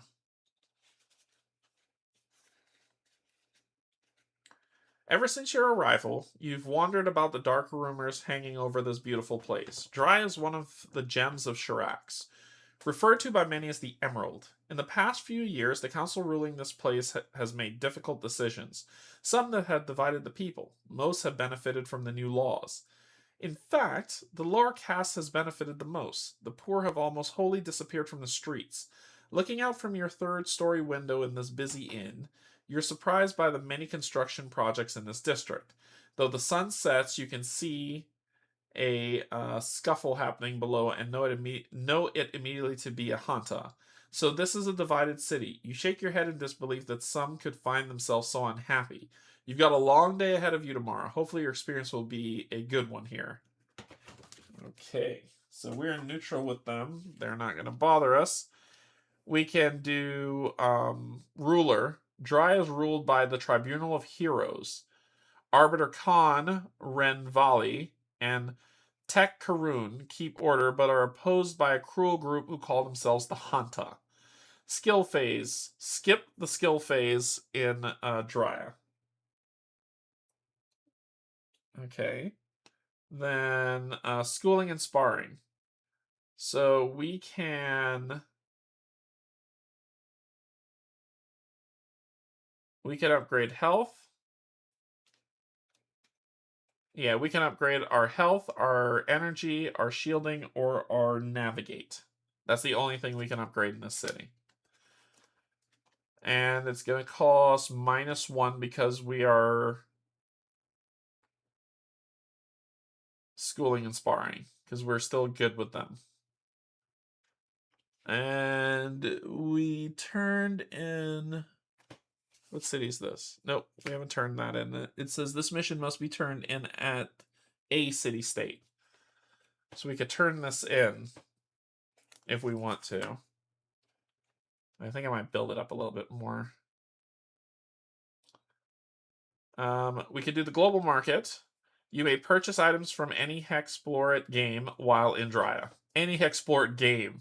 As long as the item has a gold value, you may attempt to locate it here. Roll a yellow die. On a 1 to 10, success required 1. Gold, on the gold worth, you need those successes to be able to get it. Gotcha. Danger, the Hanta. The Hanta are an ever-present danger here. If any heroes purchase items or roll explore in the markets, roll a sand die. If you roll a hex, the heroes are ambushed by the Hanta. Face the guards. Level 1. Add 1 to the guards level up to 6. Each time you're ambushed by them, the Hanta cannot be bribed. Employ street hand. Lend your skills as a merchant hand or spend your time pickpocketing instead. Once per game turn, if any hero becomes employed here, you may choose to move your reputation 1 towards Drya or 1 towards Nemset. This where you'll get the money if you're an asset or utility class, or you could shop the markets. There's some permanent like living rope. Permanents like Skyfire Crystal. Treat your food. This length of rope has its own lifelike playful mannerisms. Each hero gains -2 bonus to 1 stat test made each game turn. Additionally, reduce outlast by 1 each combat round while you possess this item. Only 1 available per round. First, let's do some upgrades. We are going to upgrade our shield and navigate. So our shield, if I spend, it would be -1 since we're kind of in a neutral territory. So it would be 3. 3 gold, and 4 gold. So that'd be 7. I could do that.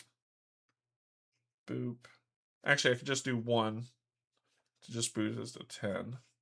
At least my shield will be 5. And it's 3 gold, so that'll put me at 29. I'll buy the living rope. Shoot. Nope, I do not have I do not have the reputation to buy the living rope. Damn it.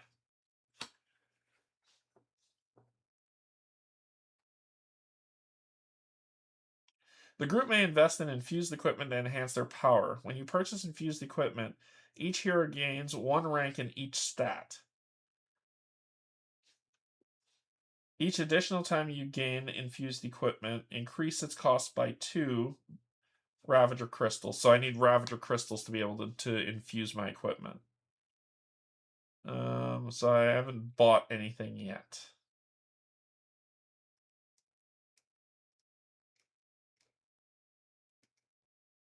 I'll go to the inn and pay 227 to heal the full.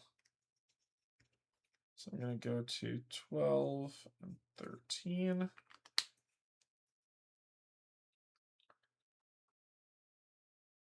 If any heroes purchase items or roll explore in the markets. I didn't purchase an item yet. I just stayed at the inn. Let me raise my explore. This will cost 2.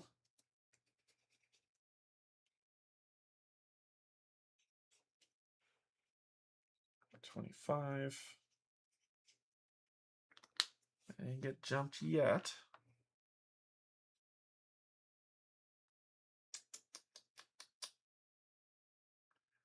What do we want to do?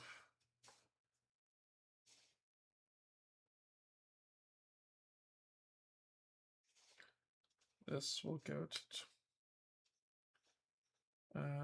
10, and this will go to 24. This will go to 25. And my pool, yeah, it's still 5. Okay. What do we want to do? We can also go to the arena if we want. And the arena is where we can fight stuff. So we can also take part in the arena. We're unknown. We don't get any bonuses. And it says arena round sequence. Roll a stat test. Each round spent in the arena, each hero chooses a single stat available in the event to test against. So basically, then roll a stat test. Heroes may not test against the same stat again until they have tested against all stats. So what this means is I'm going to let's say the events that we're going to take on, these are the events, right? So we're going to roll a die. Based on what we roll will be the event that we take on in the arena. Then you have to test all the stats in that test one at a time. So you can't say, okay, well my energy is 13, so I'm just going to do 3 13s. No, you'd have to do energy, then navigate, then survival. And when you pass all 3, you win, basically. So you have to take part in the arena. If you succeed, you gain 1 feat. Critical succeed, 2 feat. Critical failure, energy drain. We're not modifying because we're unknown right now. No one cares who we are in the arena. So this is why this game is so complex. I'm going to pause here for a second. This is why this game is so complex and a lot of people bounce off of it because this to me touches the RPG without it being like the full RPG of this game. You can go to the arena. You can, if you're able to find the Black Pyramid, you can delve into that Black Pyramid, and it's a mini game in the Black Pyramid for you to go to. So that's 2 mini games. This is the part 3 is a game of mini games. And I think that's what a lot of people struggle with, is that because there's so many mini games. I mean, you're in faction wars here. You're doing faction wars now, as a mini game, trying to do that.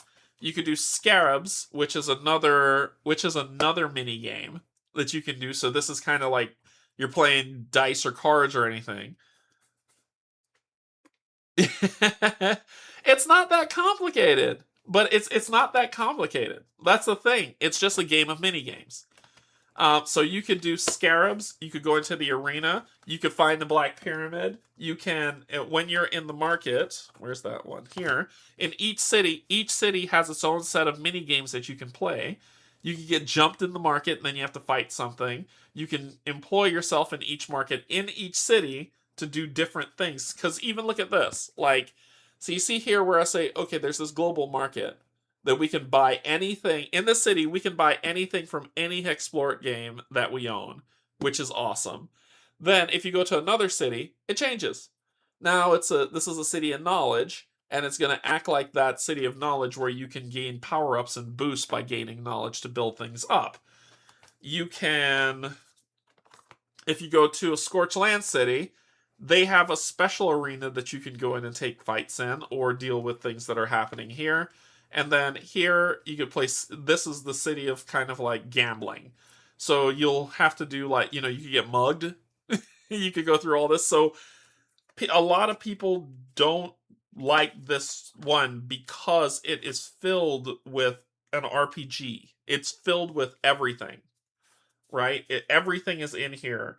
And you're like, well, what happened with Valley of the Dead King, where I just had to kill the dead king and walk around, or Force of Adramon, where I just had to find some special artifacts and become stronger.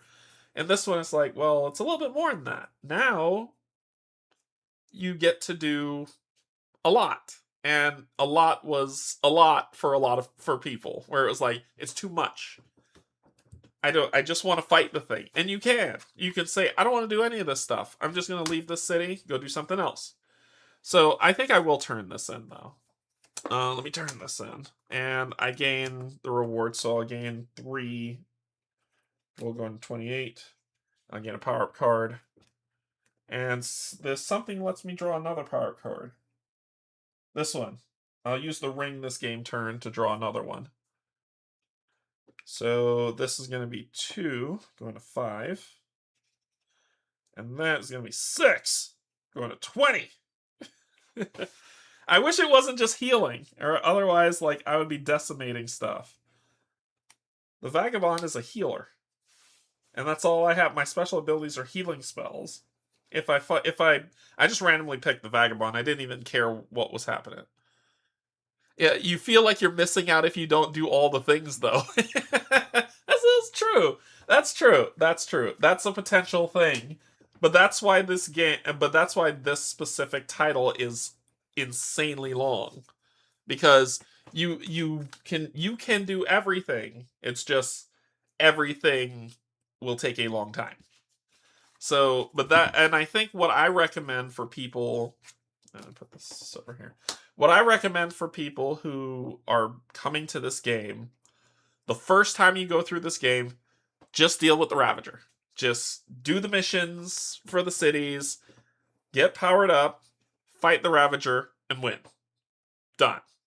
If you're like, that was a lot of fun, I want to play it again, and try the arena. Then play it again and try Scarabs. And slowly introduce yourself to the different content of this game to see how big this game is.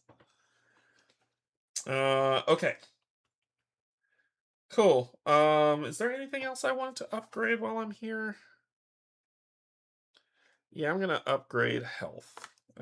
I get hit pretty freaking hard.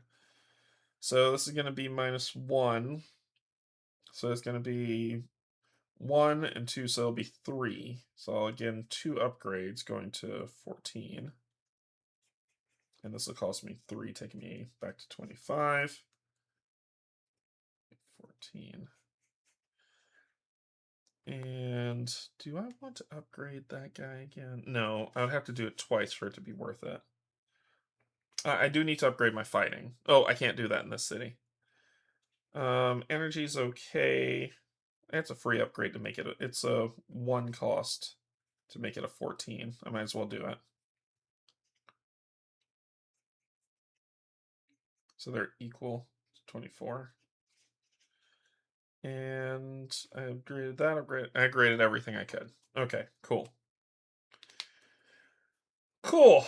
Then the Ravager is going to pause. The Ravager pauses. So before it disappears. So it's staying where it is. Then new round for movement. We can do, there's another mission over here that we can do, which is a navigate mission. So, and it's a road. 1, 2, 3, 4, 5. And we'll roll this. Oh, we'll do this first. Where there is a mega thing. I'll just do that. Then roll. 3, gain 2 gold, and don't wander. So 26. And we're good. Mission! Navigate mission. For Tari. A powerful noble who opposes the Emperor's rule has left Nemset and is heading into the waste. Find him. Oh, this is... Nope. Is this the right one? Nope, this is not the right one. Nope. There's no missions there. We're going to go fight a boss. So we got to roll for circumstance first. 2. We're fighting a creature. A monstrous... Look at this god-awful creature. So we're fighting a monstrous centipede. Monstrous centipede has 9 health and 10 energy. I need to get to a city that'll let me boost up my fighting, which would be Tari, which is all the way over there. Sweet. Oh, I could go here and do it too. All right, so we're going to go there. All right, you are not my favorite foe. I will block for 5. And you will attack me with a hex, a crit.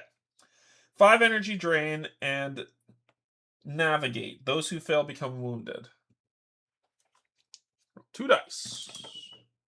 Hex and a 4, I'm fine.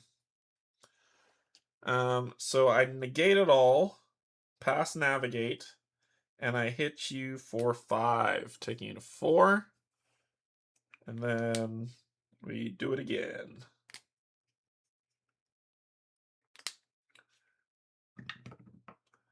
One, single health 4, counterattack 3, block 4. Alright, so single health, so you're going to block 4 damage. I'm hitting you for 5, so you're going to take 1. Single health 4, I block 5, I block it all, but when I attacked you, you counterattack me for 3, hitting me to 11. And let's do it again. 3. You're going to spend 4 energy to defend 3. 5 health and survival. So you're using... So this is down to 6. I need to do a survival check. Ooh, no. Ooh, fail. Ooh, fail. Alright, so...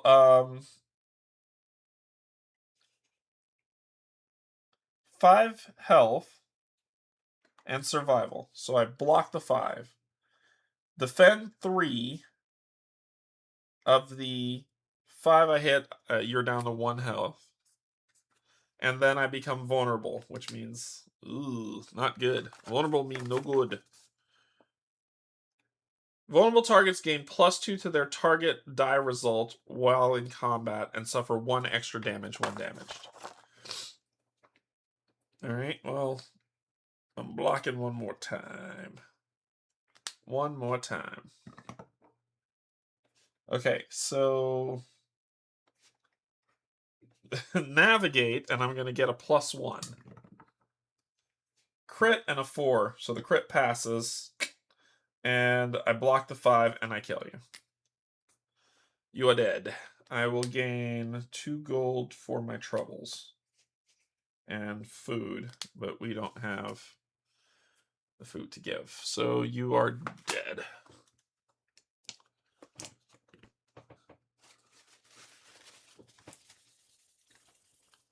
All right. Okay. Then the Ravager disappears. So when he disappears, he will leave behind Crystal Tower. A Ravager Crystal Tower that we could go mine and probably get mutated or something if we fail rolls. I'm gonna eat that guy, right? That guy was a level 4. He's a level 4. Yep, he's level 4. I'm gonna eat him. So if it'll be 10 and 9 to heal for 8. So that'll put me at max and max. So that'll put me back to 14 as the Morlock chews down on the centipede.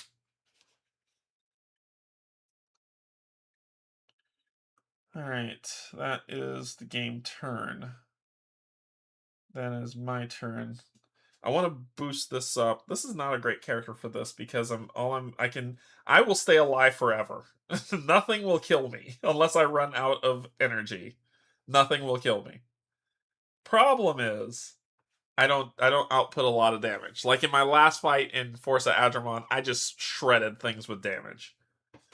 So let's do 1, 2, 3, 4, 5. And hopefully I'll fail and wander.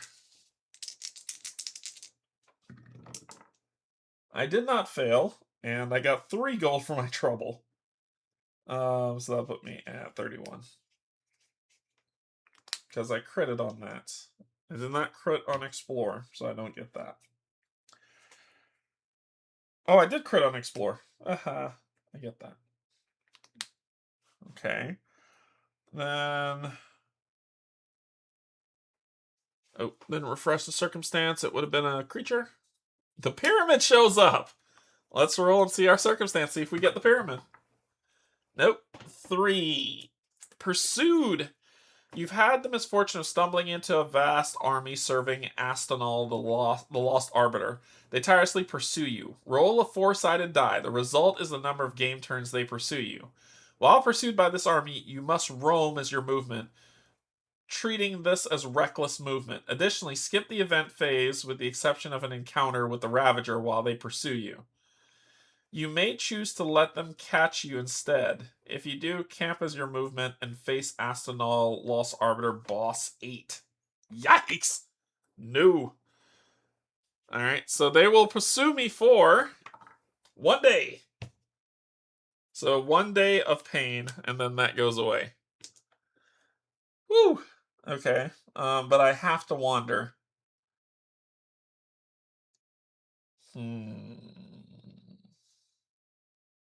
I have to wander.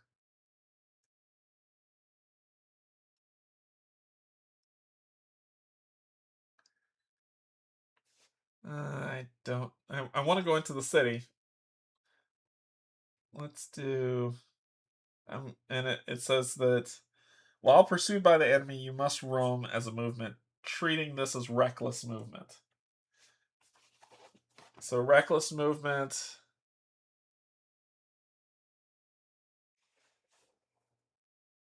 I'm going to gain 2 energy drain. Okay, so I'm going to roll 2 dice. I'm going to move here and hope I wander. I do wander. And I will be wandering Come on, 5. Come on, 5. Damn it, 6. Up 1. And then this will go away. Get refilled with that. And there's no event. So the Ravager only appears when there are enough. There are more heated tiles on the board than in the deck. 1, 2, 3, 4, 5, 6, 7, 8, 9, 10. 1, 2, 3, 4, 5, 6, 7, 8, 9, 10. 11. Crap. Okay. Alright. Son of a biscuit. Where's my rule book? Act 2 begins when the number of remnants on the board... when the number of remnants on the board equal half the number of hot tiles. So he's not coming out just yet. Okay.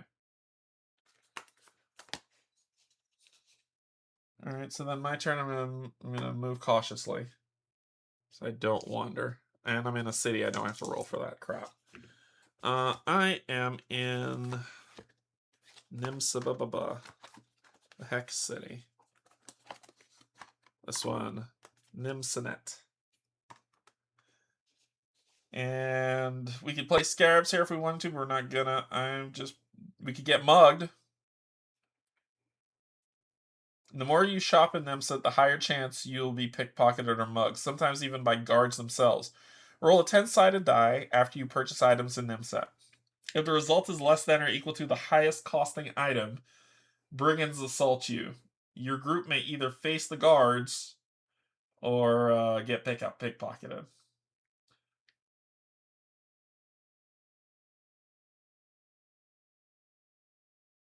Ooh, Belt of Many Pockets. This specialized belt allows the wearer to use an item while performing any action in combat. I want that. I want that. There's a bag of holding. Once again, RPG in a box. Weighted die may be used once, but per turn outside of combat to roll only 1 die. Each additional set allows you to re-roll another die. Each hero may carry up to 2. Well, first let me upgrade. I'm neutral with them too, so it's going to be -1. So we're going to spend 3 and 4, 7. 3, 7, 7 and 5, 12. I'm actually going to spend 12. To raise this up by 3.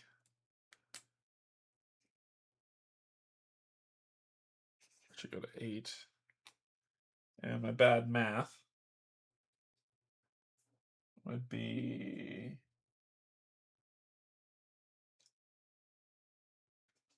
19. Bad math. Okay.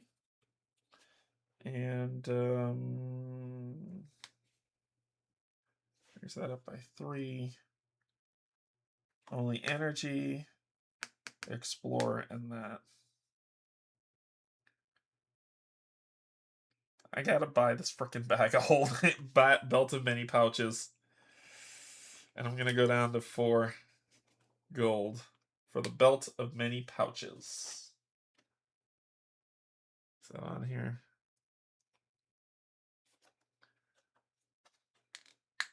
Okay. So this will be belt. Basically, I can use items no matter what I do. So I can heal if I need while I'm fighting. And I might get mugged, so I need to roll a d10. Roll a 10-sided die after you purchase an item. If the result is less than or equal to the highest costing item, which is 15, I'm going to get mugged. So I can face the guards, roll for their level, or each hero loses 1/10 of their gold to the pickpockets. Yeah, I'd have to crit, I think, to avoid that. So I'm going to lose 1. I'm down to 3 gold. Cool. I got mugged. I got pickpocketed. And that is that. And then we keep going. All right. I think I'm going to stop here. Only because this game, even in quick play, this game will go on for a long time. So I think I am going to stop here. I did a video a couple years back. Well, not a couple. A few years back on a full playthrough of this so you can actually see it played. But I think I'm going to stop here. Not because I'm not enjoying it, but because this is super complex and we will be here super late and it's getting late here. So I just wanted to give you all a preview of this play just to kind of see how it goes. And then we will, to see if it's a game for you or you like. But I want to move on to Domain of Mirrors and Noctis and play that one because everybody's telling me that one I will love if I will love it more than Force of Adramon. That's what people are telling me. So I'm going to do that and then come from there. But all right, cool. So we'll stop here. Now that you got a feel for kind of how the game plays and how things run. There are interesting things in here, though. Outlast is introduced in this, which you'll see in the RPG books. You gain platinum in here when you fight people, so that, I gain 4 platinum if we're doing it. I bought the bundle for, yeah. 4 platinum is good for this one. So you gain gold and platinum based on how you fight and food. But here it is. This is one with Outlast. So Outlast is just, it's a horde of stuff that you have to fight. And you just need to do the test to outlast them. But like I said, I did a previous video where I played through this in full. And I beat the Ravager in that one. But it was a lot of fun. So I still like this game, but I need to be able to sit down and dedicate the time to play it if I'm going to do it. And I can't since I'm running so late today. But so we're going to call this done, and then we're going to move on to Domain of Mirrors and Noctis for the next one. And I'll pick a hero that just does straight damage. And we'll see how that one shakes out. All right, cool. Sounds good. All right. I really do hope you enjoyed this playthrough. I'm sorry it wasn't to completion, but I know that if we keep going, it's going to take... I'll probably be playing till midnight, and I can't do that. I cannot do that today. So that'll be all for today. I hope you enjoyed it. This game is amazing. It is an RPG in a box. It is amazing. So hopefully you'll give it a shot, try it out, and see what it is. There are tons of other titles out there. There is Valley of the Dead King. If you've never played HEXplore It, start with Valley of the Dead King. It is the base rules. It is still fun. It is a shorter play, and you will learn everything you need to learn, and then just branch out from that. Force of Adramon is my favorite, but I've only played the 3, and I've really enjoyed it. Sands of Shurax is a mini-game bonanza and super complex. It's going to take you a long time to play. And now I'm going to try Domain of Mirrors and Noctis next, and see if it beats Force of Adramon, and we'll see where it goes from there. All right, cool. Well, thanks everybody for joining, patrons, subscribers, and if you're neither coming in to hang out, thank you as well. One day I want you to mix Sands with Mirrors and do the split map. That would take forever. So what's coming up is I'm getting back to my regular schedule. So Tuesday lunchtime stream, Tuesday night I'll play a game. Thursday Pac-Man will be here for Aeon's End. And I think Tuesday I'll play the game I was supposed to play Friday, which was Marvel Champions. But then and then Saturday Mark will be here and we'll be continuing Tidal Blades too. So, and then Sunday, if my brain is not mush, we'll go into Domain of Mirrors and Noctis and see how that goes. All right, cool. Love you. There's absolutely nothing you could do about it.